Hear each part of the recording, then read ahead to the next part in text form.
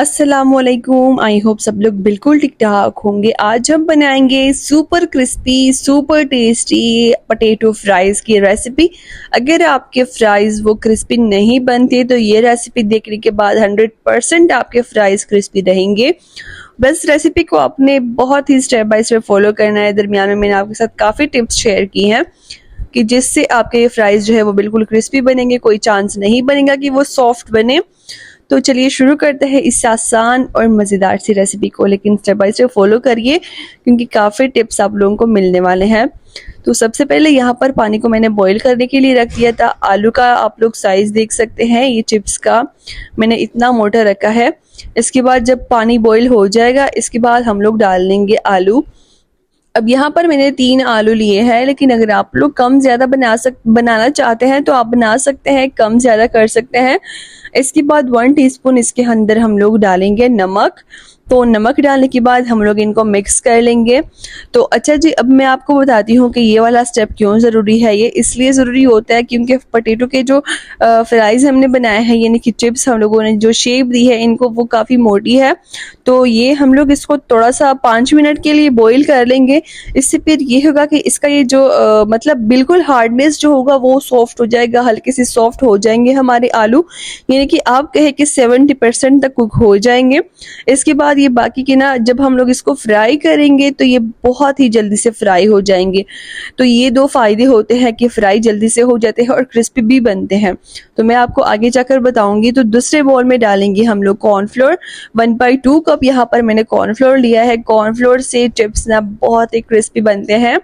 आप लोगों ने, जैसे कि आप लोग के साथ कमाल ही हो जाएगा, इस तरह की कोई रेसिपी आपके साथ शेयर कर रही हूँ। 1/2 टीस्पून नमक मैंने शामिल कर दिया, 1 टीस्पून चिली फ्लेक्स और 1/2 टीस्पून ऑरिगेनो। अब यहाँ पर ना आप लोग बस यही स्पाइसेस आपने डालने हैं, इससे इसका टेस्ट काफ़ी बढ़ जाएगा। और सिंपल से स्पाइसेस है, हर घर में मौजूद होंगे आसानी से। और मिक्स कर लेंगे इन सबको। इसके बाद हम लोग पानी डाल देंगे। तो अभी पानी ना आप लोगों ने इतना डालना है कि जितनी आपको ज़रूरत हो, लेकिन बैटर जो है आपने ऐसा बनाना है कि थोड़ा सा ना थिक सा बैटर हो, कि जब हम लोग इसमें आलू को डिप करेंगे तो ऊपर अच्छी तरह से कोटिंग आ जाए। मैं आपको आगे जाकर भी बता लेती हूँ। तो मिक्स कर लेंगे इन सबको अच्छी तरीके से। अब यहाँ पर इनको मैंने मिक्स कर लिया है और लास्ट में हम लोग डालेंगे, जिससे टेस्ट काफ़ी बढ़ जाएगा। तो फ्रेश हरा धनिया कैसे हम भूल सकते हैं, हरा धनिया फ्रेश डाल देंगे, इससे काफ़ी अच्छा टेस्ट और खुशबू आएगी। तो इसको भी हम लोग इनके साथ मिक्स कर लेंगे। अब इसके बाद हम लोगों ने जो आलू को बॉईल किया था वो ऐड कर लेंगे, इसमें थोड़ा थोड़ा करके ऐड करेंगे और इसकी कोटिंग लगाएंगे और इसके बाद इनको फ्राई कर लेंगे झटपट से।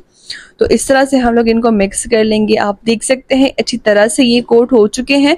बस इतनी आप लोगों की बैटर की कंसिस्टेंसी होनी चाहिए कि इस तरह से ये आलू के ऊपर ना अच्छी तरह से कोई पतली सी लेयर आ जाए।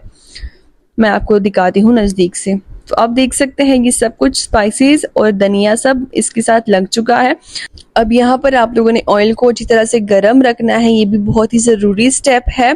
तो पहले आप ऑयल को चेक कर ले, अगर वो काफ़ी अच्छी तरह से गर्म हो, इसके बाद आप लोगों ने अपने सारे फ्राइज़ जो है वो डाल देने हैं। तो इस तरह से एक एक करके, दो दो करके अपने फ्राइज़ डाल देने हैं।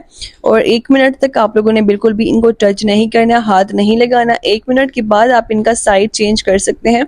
और इसके बाद जैसे ही आप लोग हाथ लगाएंगे ये इतने ज़्यादा क्रिस्पी होंगे कि जैसे आपको लगेगा कि बस ये तो कुक हो चुके हैं, लेकिन हम लोगों ने इसको काफ़ी क्रिस्पी और गोल्डन ब्राउन कलर देना है। तो जब ये गोल्डन ब्राउन क्रिस्पी हो जाएंगे कुछ इस तरह से, इसके बाद हम लोग इसको निकाल लेंगे।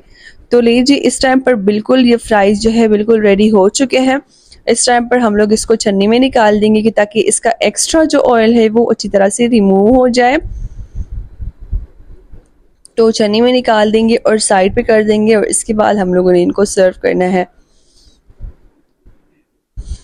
तो इस तरह से अगर आप लोग ये फ्राइज़ बनाएंगे ना, हो ही नहीं सकता कि आपके फ्राइज़ क्रिस्पी ना हो।